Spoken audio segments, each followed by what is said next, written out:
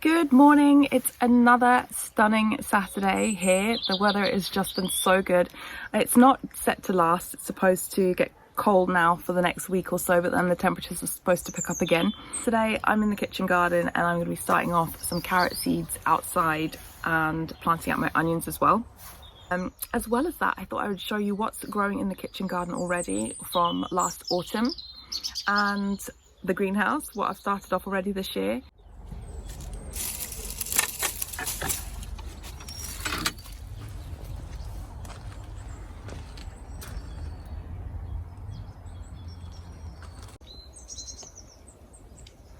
So this is what you see when you come into the kitchen garden. It's surrounded on three sides by a mature beech hedge, and the other side is the original walled garden wall. And it's always warmer in here than everywhere else because it is so protected. It's at least 2 degrees warmer. It's just a lovely sun trap in here, perfect for growing vegetables. So we have the trough here that I usually fill with tulips and then whatever crop I fancy after that. And then over here we have got a long bed which is 12 foot by 3 foot. And here we have a stone planter which is filled with strawberries. Last year I had a teepee in here with peas as well. And then as you'll see, the garden is on a slope.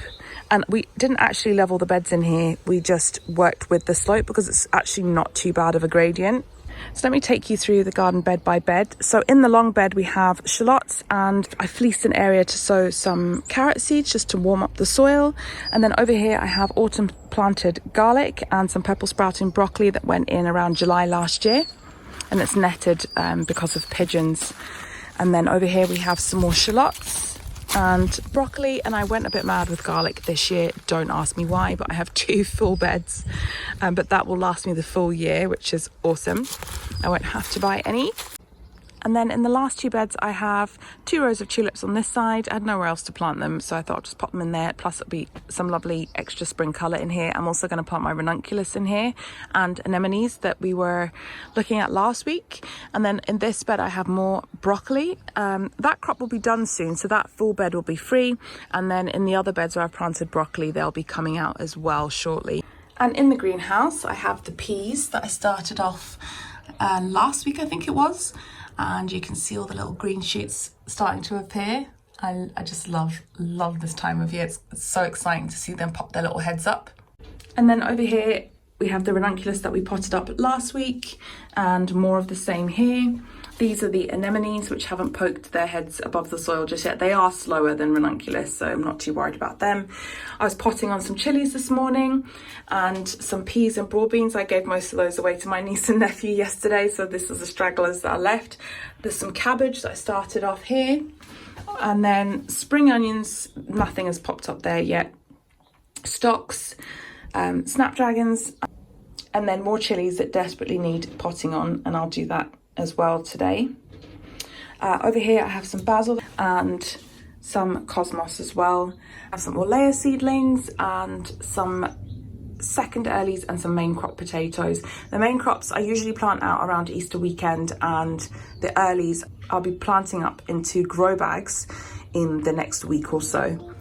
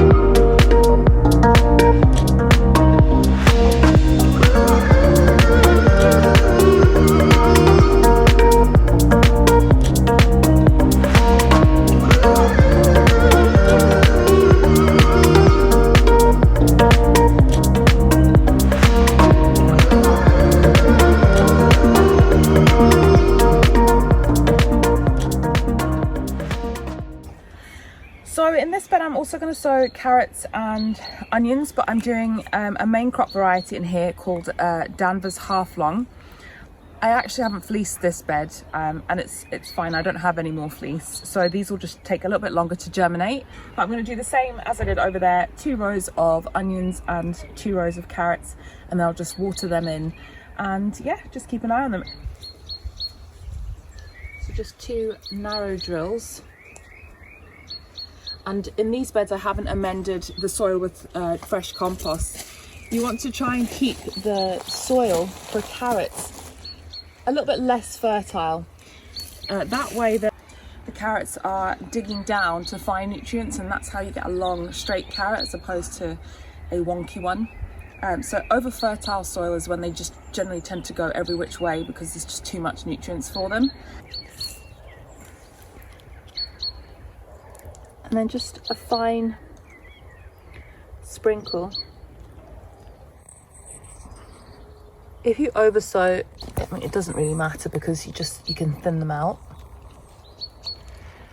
In this area we suffer from carrot root fly, which is basically a little fly that attacks and buries holes in the carrots.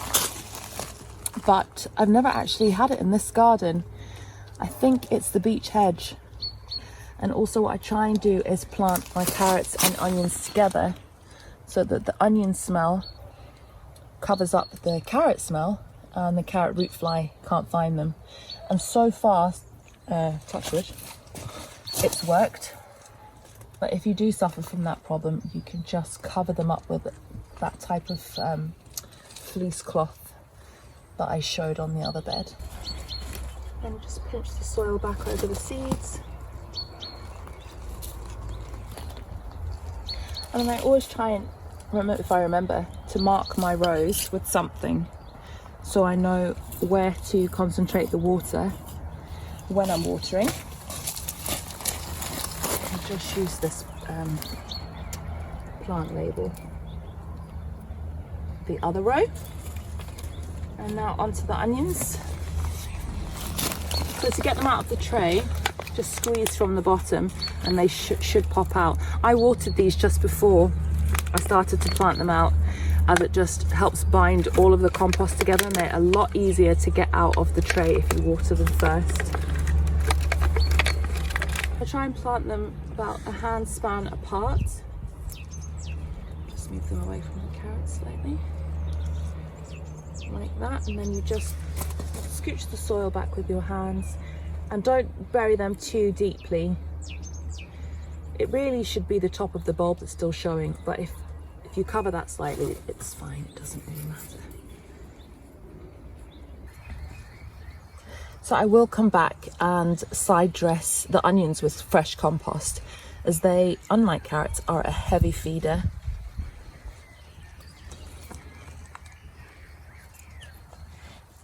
And if you have any, you could also add some mycorrhizae to the planting hole. That would just help establish the roots a lot quicker.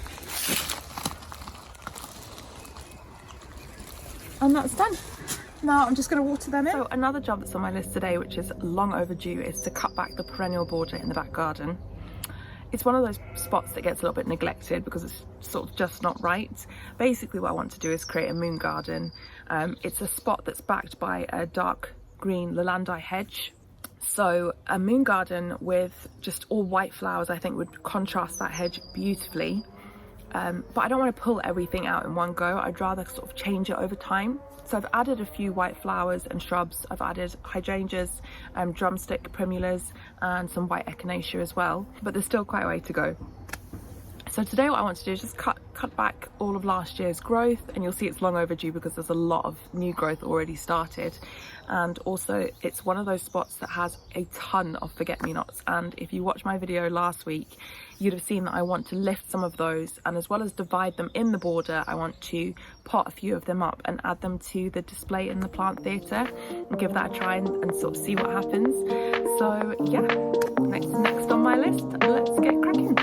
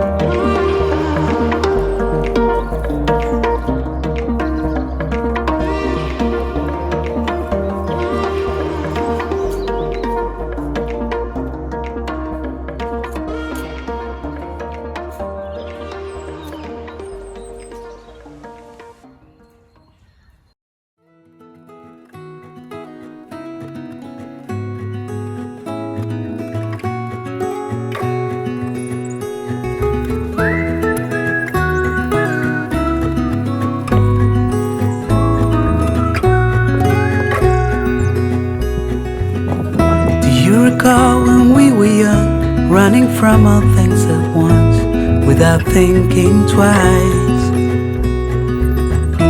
And I knew it would catch up, and that we would be the ones left behind. The stories I've been told, they never seem to leave my mind. And this road that I am on, I gotta stay here for some time.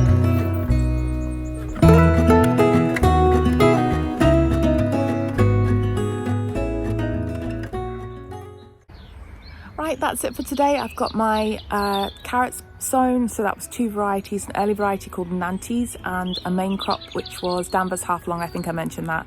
And the white onions are in. I still have the red onions to plant out, but I'll wait until the broccoli is done in one of the beds to make space, and I'll likely plant them out with something like celery, as they make a really good companion plant.